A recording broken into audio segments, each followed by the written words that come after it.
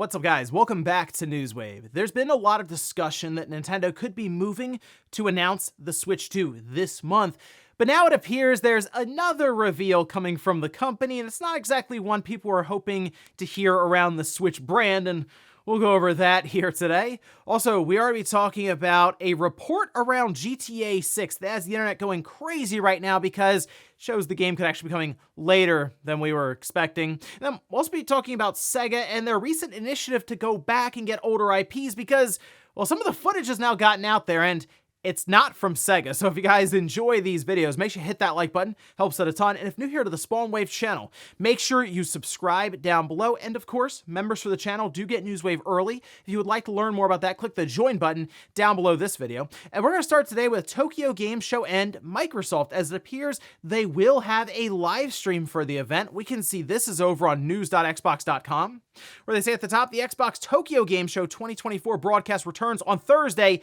September 26th at 7 p.m. Japan Standard Time, 3 a.m. Pacific, 6 a.m. Eastern, or 11 a.m. UK. We warmly welcome players around the world to tune in as we share content from Xbox Game Studios, Activision, Blizzard Entertainment, and Bethesda. Pretty standard stuff there, of course. We'll also showcase an exciting lineup of games from third-party partners, primarily based in Japan and across Asia, including games coming to Game Pass. So we could see just some immediate drops, even into Game Pass.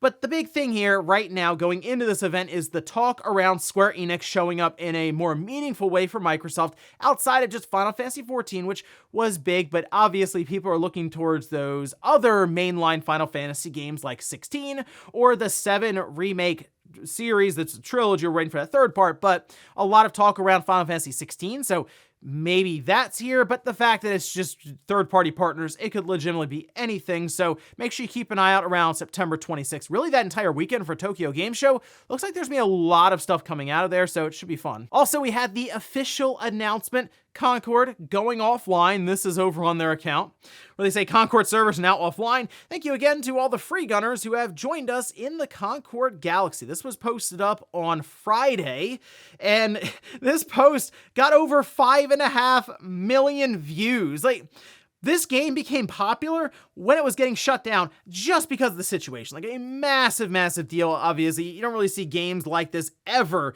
go away in, less than 2 weeks. It was very quick, especially from a major first-party company or platform holder like Sony. And the big question now becomes, will they attempt to revive it in some way? Well, I did poll the community about this, and we'll take a look at those results later on. But if I had to take a guess, they'll bring it in-house again, reevaluate it, and decide from there if it is something they can salvage. I don't think they're going to just turn it into a completely new game and try to reintroduce it, because then you might as well start on something new, since it'll probably take years to develop something like that. Oh, and a heads up for any Xbox owners out there that may have been trying to use backwards compatibility recently, there does appear to be a bug that's happening right now, and Microsoft seems to be looking into it.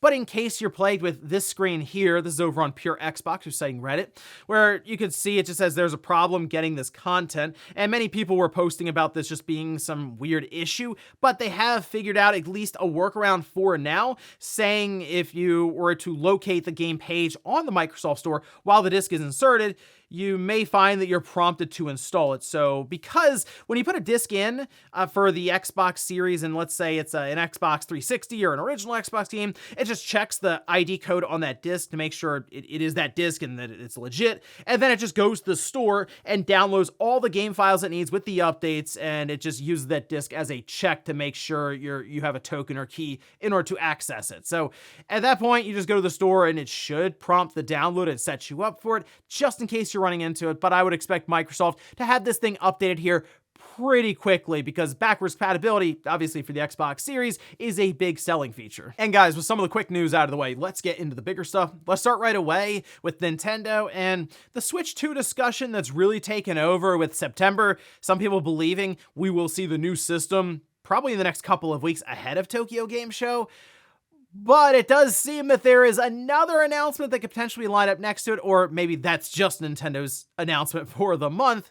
And that's actually a new bundle for the Switch, which isn't surprising looking back on past years, as Nintendo likes to do bundles for different games along with their Switch, and they seem to love that Mario Kart 8 Deluxe bundle for Black Friday, of course.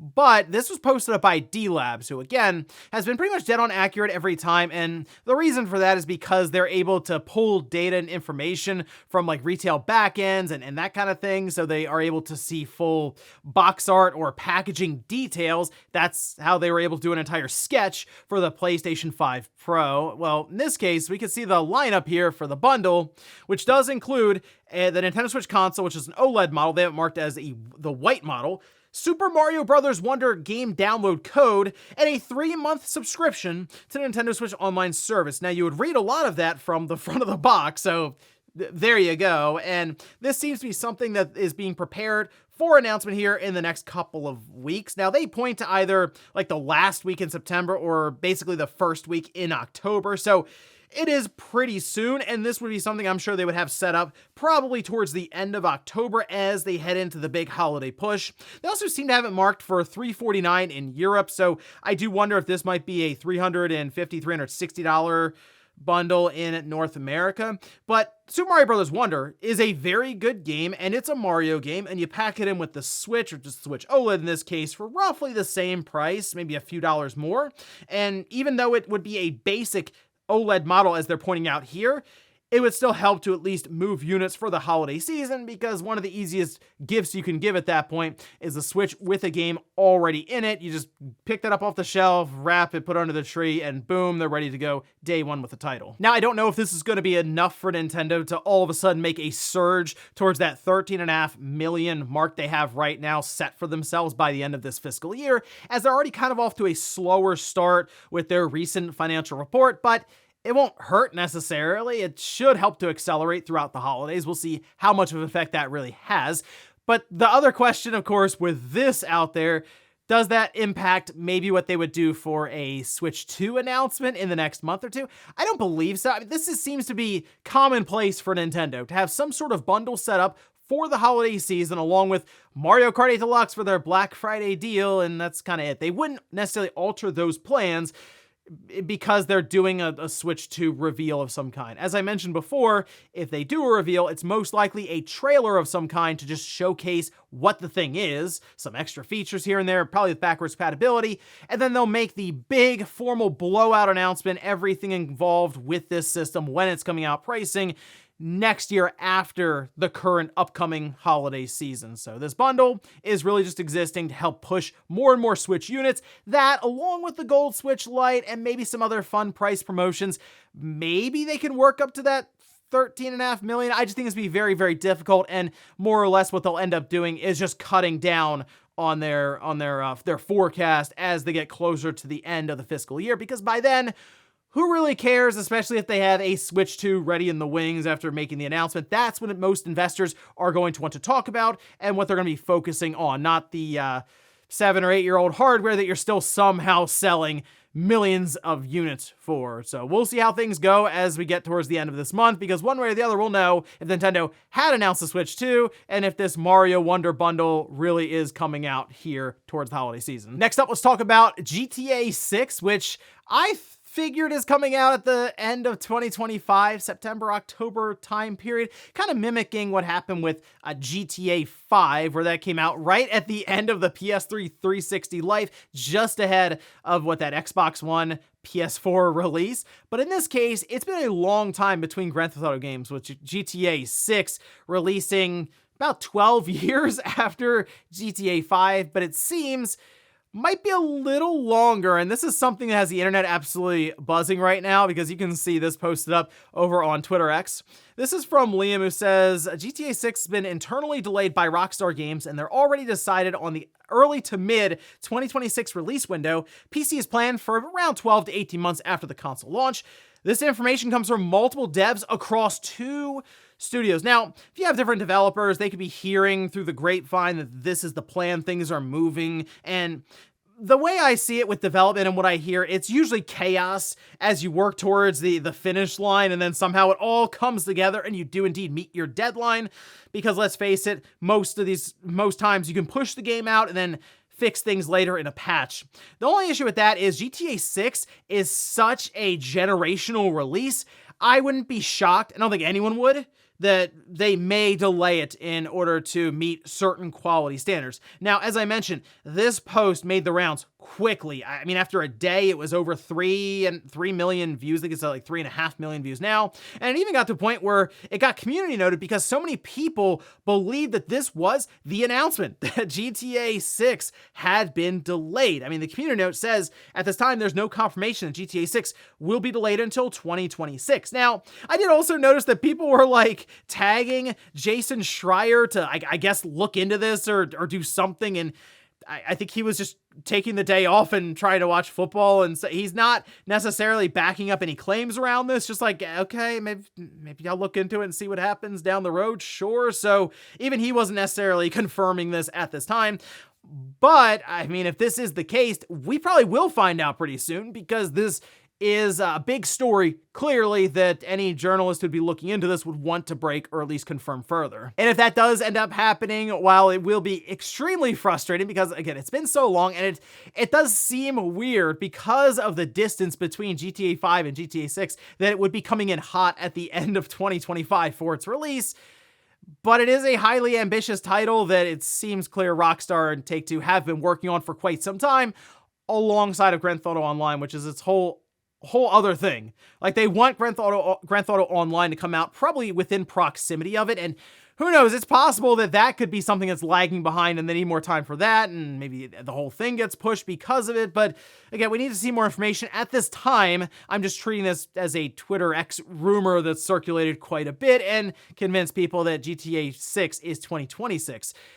But at the same time, it wouldn't shock me if that were to happen. So we'll just have to see if we get any follow-up or confirmation, whether it's from Rockstar, Take-Two, or just more corroboration from other outlets. Next up, let's talk about Sega's big initiative to try to revamp some of their older intellectual properties, say from the Dreamcast days, and bring them up to current times and figure out how they can sell them again just to the modern times with newer consoles and expectations around these games. Well, apparently, just out of nowhere, footage started to drop online for 2 of these games. And the account these are coming from, by the way, which you can at least see the account, because I can't show you the footage because it does look legit, and I think Sega is going to go around and start striking some of this stuff down. But the account in question, you can see, this is Ryan from the Bronx, and they claim to just be the original creator of the Midori account. So I guess at this point, Midori has made a return in the form of this Twitter account. The whole leaking stuff is just weird now, how the backstories to the people is what. Anyway, they did put out development footage for Crazy Taxi. Again, you can check their Twitter account, which I will link down below in the sources, and kind of scroll through and find it for yourself. But you'll see very quickly why a lot of these companies and studios don't want to show people the early footage, like pre-alpha footage, because it immediately gets judged heavily online. Look at this. The people are like clipping through the doors. They don't have animations here. It's like, yeah, guys, they're working on it right now. But like Crazy Taxi, at least the reboot they're showing here, it does still look frantic and everything. It just, of course, looks off because they're missing a lot of the stuff for the polish side of things. But it at least does look like they have something here. And apparently Ryan says that 2027 is the current target for platforms you have now, and then also whatever Nintendo's next system ends up being. The one, though, that really caught my eye and I think looks awesome is Shinobi. And the footage here, it almost reminds me of like a sketchbook sort of art style. It looks really cool. The animation, even again, being very early on in development, looks great. So I love the fact that they seem to be putting that kind of time specifically into Shinobi. I think Crazy Taxi has a lot of potential, especially if they lean into kind of the online multiplayer aspect for it with the competitive side. But like Shinobi with that single player side scrolling action platforming, it looks great with that art style. So I want to see more specifically with that one. But I mean, it seems like Sega is full speed ahead with a lot of these older properties, and I think the one we're really going to see shine, and probably here soon, is Jet Set Radio, since apparently that is like their flagship game that they're bringing back from the past. So here's hoping we get more information around that one, maybe as we get into 2025. And in our last bit of news, let's talk about a bit of a breakthrough here for Xbox One emulation. That's not technically emulation, but it is at least a way I can sort of explain easily what exactly is happening here and what the benefits clearly would be. Now, we can see this posted up. This is over on Twitter X from XWine1 saying, introducing XWine1. an Xbox One translation layer for Windows PCs. Currently, 6 games are fully playable, with others reaching logos, and in-game more news to come. Now, this is particularly impressive, being a translation layer and not trying to build an emulator that would then mimic the console or platform that these games are working on. A translation layer, because the Xbox One, all right, using x86, mostly PC as we know there, the way that these systems are now built, and then also using a stripped down form of Windows, yeah, translation layer would be all you technically need to create. And it's not easy technically, but it is, I think, a more straightforward path compared to trying to reverse engineer and emulate a system, especially hardware that's just not designed to do any of that with emulation. So this is very impressive stuff, and it's actually something I think will accelerate very quickly with development and probably happen very fast, where Xbox One games will be playable on your Windows PC through this translation layer, like almost across the board. The fact that 6 games are already playing pretty well it's impressive stuff, since they just announced the thing. But what was interesting to me, and I didn't really think about this when I saw this, but I guess there's technically not a ton of Xbox One exclusives per se. If you look over on Reddit, they started to try to gather a list for them, but Halo 5 Guardians, I mean, that's one. It has not made its way to PC at all. Rare Replay, Crimson Dragon, Forza Motorsport 5. They put Power Star Golf in it. Space Jam, A New Legacy. There it is. Crossfire X. Actually, that game went offline. Anyway, the point is, you can technically play any of the Xbox One console games, and you can look at it that way as well. Anything that's just on the console that's maybe not on PC, you'd then be able to play through this translation layer. They do say it's technically not ready for public consumption yet. There's still a lot of work they have to do to make it more approachable, as in you download something, you install or run an application, that kind of thing. It's still in very early code stages now, but the fact that this is a thing and it seems like it's rolling along pretty well, it's kind of cool to be able to say, okay, I can play this Xbox One game just on my PC, and compatibility-wise and the speed it would run is just good. So really, really fun stuff there. I'll be interested to try it out, I guess, myself when they're ready to launch it. So in this case, follow their Twitter account here with xwine1. I'll have that link down below in the sources, and you should be able to grab updates there as they work towards a public release of some kind. And before we go to the comment of the day, we'll take a look at the poll that I posted up yesterday, where I ask, do you think Sony will try to bring back Concord in some way? All right, 65% say no, 35% say yes. And maybe that's that idea of, look, we're so far into this thing, we need to at least try to make it work in some way. And I just don't know, with the characters that are involved, the hero shooter aspects, it's just not coming together to just garner any kind of interest. And you need constant interest for a live service game like this to exist, especially with the idea of these big cinematics and different trailers they're going to play every week or something. Then you have seasons involved. Basically, the game needs to be constantly babysat by developers to keep it going with new content, so you need people showing up. The fact that X-Defiant, which got off to an incredible start at the time, I remember they were logging 50, 60, 70,000 people per day, no problem, and now that's in trouble apparently. I'm not really sure what you do with Concord exactly. For one thing's for sure, you can't really use that name anymore. It's got to be revamped, and I feel like rebranded completely. Like that branding, people are just going to hear Concord and say, well, yeah, I'm not going to check that. I don't care. That's it. It's kind of lost at that point. So you got to change the name and most of the rest of the game, really. And we'll finish up with the comment of the day, as you're seeing here. This from Kiro says, why do people think that showing the PS5 Pro is accidental? We already know that it's coming, and we already know what it will look like. It's a cool Easter egg that gets people talking about it. You know, the thing with this, though, and I realized this after the fact, is Bill put that information out there with a sketch, the mention that this thing is getting announced in the next couple of weeks, which now we're actually thinking it's going to be announced as soon as today. So look out, I guess, for this sometime this week. But if none of that had happened, people may have spotted it, or they may have been like, oh, maybe Sony messed up a render or something. It definitely would have caused some discussion. But because we had the sketch and the information around the PS5 Pro, people saw it and immediately went, oh yeah, that's PS5 Pro. So we kind of missed a bit of a speculation arc here as we head into a week that would have had, most likely, a press release for that system dropping, and then we would have looked back on that 30th anniversary art and been like, oh, okay, that's That's what that three-bladed sketch was on the next to the PlayStation symbol. And ladies and gentlemen, that's gonna do it here for Newswave. If you enjoyed this video, guys, hit that like button. If not, hit the dislike. Leave comments down below about everything we talked about here today. If you missed Friday's Newswave, I'll have it linked in a card here for you. Or maybe you wanted to prepare and get caught up on some of the stuff that should be happening as we head towards Tokyo Game Show. I'll have an entire summary for that in a video right below it. Thanks guys for watching, and I'll see you next time.